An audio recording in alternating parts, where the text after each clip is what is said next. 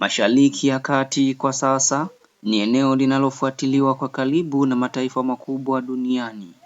Ongezeko la meli za kivita, ndege za kivita na vifaa vya kijeshi vya Marekani karibu na Iran limeibua maswali mazito kuhusu kile kinachofuata. Kwa mujibu wa BBC, uchunguzi umefanikiwa kuthibitisha kwa kutumia picha za satellite uwepo wa meli ya kivita ya Marekani USS Abraham Lincoln karibu na Iran. Hii ni hatua inayokuja wakati Washington ikiendelea kuweka shinikizo kwa Tehran kuhusu mpango wake wa kijeshi na hatua zake dhidi ya waandamanaji wa ndani. Lakini hii si taarifa ya kawaida ya kijeshi.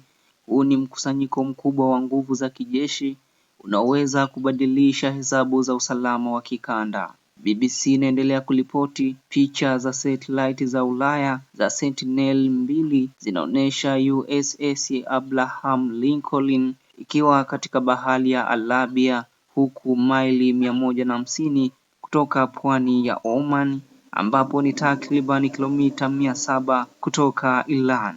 Meli hii si ya kawaida, inaongoza kundi la mashambulizi ya kijeshi.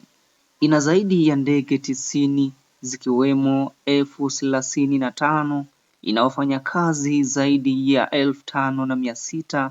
Ilipelekwa katika eneo la Ghuba mwishoni mwa Januari, lakini haikuonekana kwenye picha za satellite hadi hivi karibuni. Sasa imethibitishwa na sio peke yake. Jumla ya meli 12 za Marekani zimefuatiliwa katika Mashariki ya Kati kupitia picha za satellite. Miongoni mwao ni USS Abraham Lincoln, USS Nimitz, waharibifu kadhaa wa aina ya Allen Buke, pamoja na meli maalum za mapigano zilizoko Bahrain.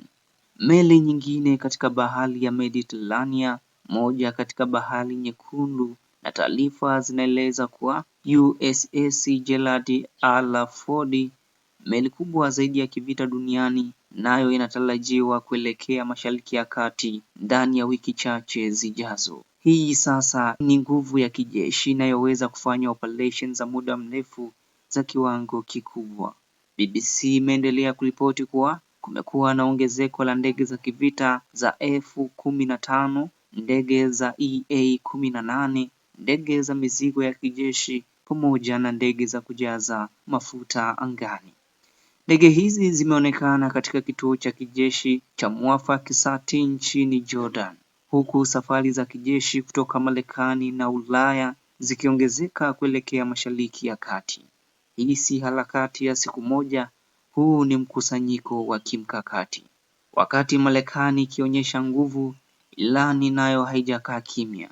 BBC inaripoti kuwa kikosi cha IRGC kilianzisha zoezi la kijeshi katika mlango wa Hormuz. Makombora yalionekana yakirushwa kutoka meli za kijeshi, huku kamanda mkuu wa IRGC Meja Jenerali Mohammad Pakpour alikagua vikosi hivyo. Mlango wa Hormuz ni moja ya njia muhimu zaidi duniani kwa usafirishaji wa mafuta.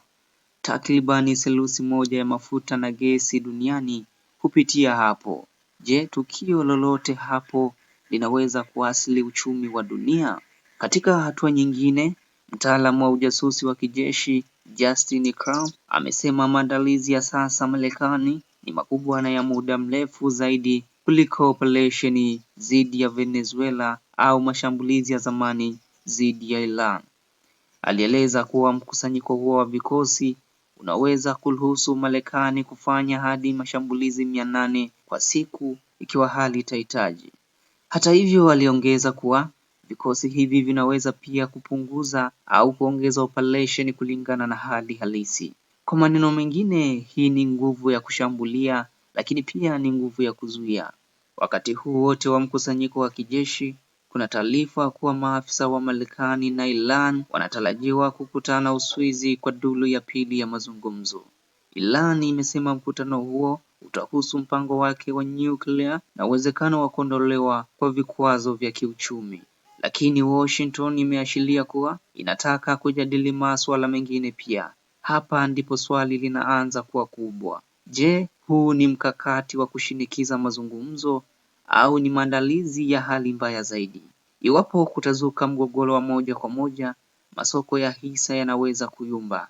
Usafirishaji wa nishati unaweza kuvurugika, huku Israeli pia inaweza kuhusika na mataifa mengine ya kikanda inaweza kuingia. Na hapo mgogoro wa kikanda unaweza kuwa wa kimataifa. Na maswali sasa yanabaki. Je, huu ni mkusanyiko wa kuzuia vita au kujiandaa na vita? Iran itachagua mazungumzo au itaimarisha msimamo wake wa kijeshi? Marekani inatuma ujumbe kwa Tehran pekee au pia ni kwa washirika wake? Dunia ipo tayari kwa athari za kiuchumi iwapo mlango wa Hamas utaathirika. Kwa habari moto za ndani na nje, endelea kuwa nasi kupitia Koplo Media. Vilevile usisahau kusubscribe kwa kubonyeza alama ya kengele ili usikose taarifa yoyote mpya.